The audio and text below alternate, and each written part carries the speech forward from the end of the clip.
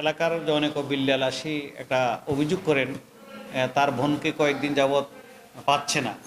তার বোন অজ্ঞাত স্থান থেকে ফোন করে জানায় সে খুব বিপদে আছে, তাকে উদ্ধার করা প্রয়োজন।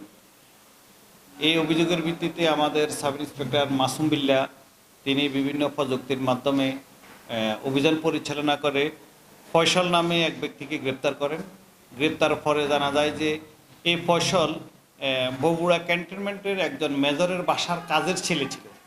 ওখানে থাকাকালীন সময় সে সেনাবাহিনীর বিভিন্ন চলন ভলন কৌশল সব কিছু আয়ত্ত করে এবং সেখান থেকে চলে আসি বিভিন্ন জায়গায়, কখনো সেনাবাহিনীর মেজন, কখনো ওয়ারেন্ট অফিসার, কখনো সার্জেন্ট, বিভিন্ন পরিচয় দিয়ে বিদেশি মহিলাদেরকে, যাদের স্বামী বিদেশ থাকে তাদেরকে টার্গেট করে, তাদেরকে এই মেজর এবং ওয়ারেন্ট অফিসারের মিথ্যা পরিচয় দিয়ে তাদেরকে তার প্রেমের ফাঁদে ফালায় তাকে নিয়ে যায় 2-4 দিন রাখে, তার স্বর্ণ অলংকার, টাকা পয়সা সব কিছু হাতিয়ে নেয়।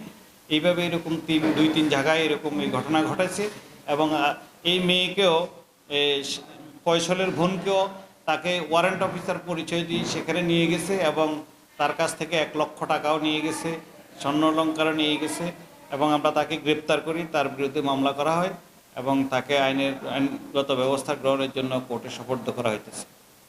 তার কাছে সেনাবাহিনীর মনোগ্রামযুক্ত মানে টি-শার্ট, গেঞ্জি এবং মানি ব্যাগ এবং বড় মানে কাঁধে ঝুলানোর ব্যাগ এগুলো ছিল, সেগুলো আলামত হিসেবে জব্দ করা হয়েছে।